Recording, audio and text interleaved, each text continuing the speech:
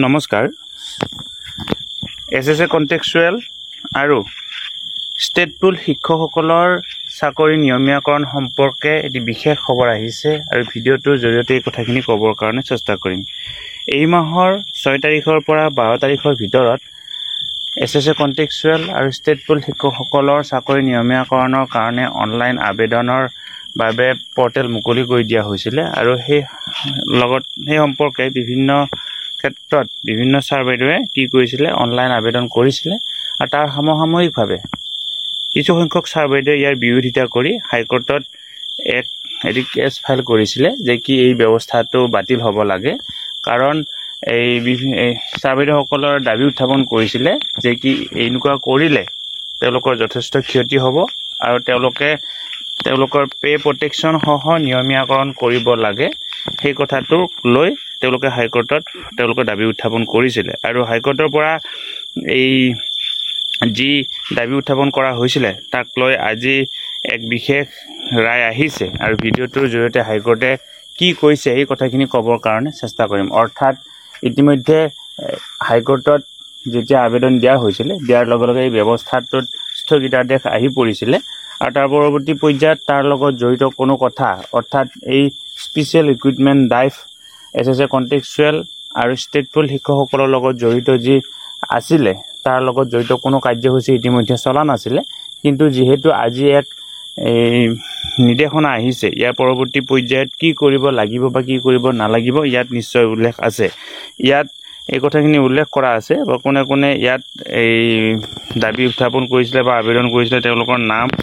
তেওঁলোকৰ এড্ৰেছ এই কথাখিনি ইয়াতে উল্লেখ আছে। তাৰ পৰৱৰ্তী পৰ্যায়ত ইয়াত এটা কথা উল্লেখ কৰা আছে যে হাইকোৰ্টে কি কৰিবৰ কাৰণে নিৰ্দেশনা দিছে বা কি কৰিবৰ কাৰণে নিৰ্দেশনা দিয়া নাই সেই কথাখিনি ইয়াতে উল্লেখ কৰা আছে। কিমানটা পোষ্টৰ কাৰণে এডভাৰটাইজমেণ্টত প্ৰকাশ পাইছিলে ইয়াতে চাওক 2 নম্বৰ পইণ্টটো দিছে 35,133টা পোষ্টৰ বাবে এডভাৰটাইজমেণ্ট প্ৰকাশ পাইছিলে এই 6/8/2024 তাৰিখে সেই কথাটো ইয়াতে উল্লেখ কৰা হৈছে। তাৰ পৰৱৰ্তী যিটো পেৰাগ্ৰাফটোত এইটো কথা উল্লেখ কৰা হৈছে যে 5 নম্বৰ পইণ্টটোত এইটো কথা উল্লেখ কৰি দিয়া হৈছে যে কি 35,133 জন শিক্ষকৰ ভিতৰত 24,000 শিক্ষকে ইয়াত এপ্লাই কৰিছে আৰু এই 2012 চনৰ ৰাইট টু 12 চনৰ পৰা কৰ্মৰত শিক্ষকসকলে ৰাইট টু এডুকেশ্যন একমতে তেওঁলোকৰ এই চাকৰি নিয়মীয়াকৰণৰ যিটো ব্যৱস্থাটো তেওঁলোকে হ'ব লাগে বা তেনেকুৱা ধৰণৰ কথাখিনি কোৱা হৈছে আৰু শেষত এই কথাটো কোৱা হৈছে যে কি এই যিটো প্ৰচেছ ব্যৱস্থাটোৰ জৰিয়তে যদি তেওঁলোকৰ চাকৰি নিয়মীয়াকৰণ কৰিলে তেওঁলোকৰ কোনো ধৰণৰ অসুবিধা কাৰো একো ক্ষতি নহয়। গতিকে এটা কি কৰিব পাৰে শেষত এইটোৱে আউটকাম আহিছে যে কি চৰকাৰক এইটো নিৰ্দেশনা দিয়া হৈছে বা চৰকাৰক এইটো পৰামৰ্শ দিয়া হৈছে চৰকাৰে যিটো এডভাৰটাইজমেণ্ট প্ৰকাশ কৰিছিলে এই এডভাৰটাইজমেণ্টটো তেওঁলোকে কণ্টিনিউ কৰিব পাৰে আৰু পৰৱৰ্তী পৰ্যায়ত চৰকাৰে এইটো কোৱা হৈছে যে কি তেওঁলোকে যিখিনি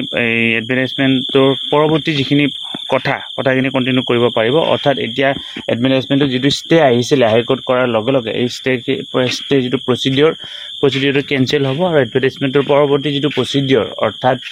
ডকুমেণ্টছ ভেৰিফিকেশ্যনে হওক বা আন যিটো প্ৰচিডিঅ'ৰ সেই প্ৰচিডিঅ'বিলাক নিশ্চয় এতিয়া কি হ'ব আৰম্ভণি হ'ব। ধন্যবাদ। শ্ৰদ্ধা ছাৰবাইদেউসকল, নলিনীকান্ত ডেকা নামৰ ইউটিউব চেনেলটো হৈছে এটি শিক্ষামূলক ইউটিউব চেনেল। এই চেনেলটোৰ জৰিয়তে আমি শিক্ষক ছাত্ৰ ছাত্ৰী অভিভাৱক আৰু বিদ্যালয়ৰ কাৰণে উপযোগী কিছু ভিডিঅ' প্ৰস্তুত কৰিবৰ কাৰণে চেষ্টা কৰোঁ। আপুনি যদি আজি পোনপ্ৰথমবাৰৰ কাৰণে এই চেনেলটো চাইছে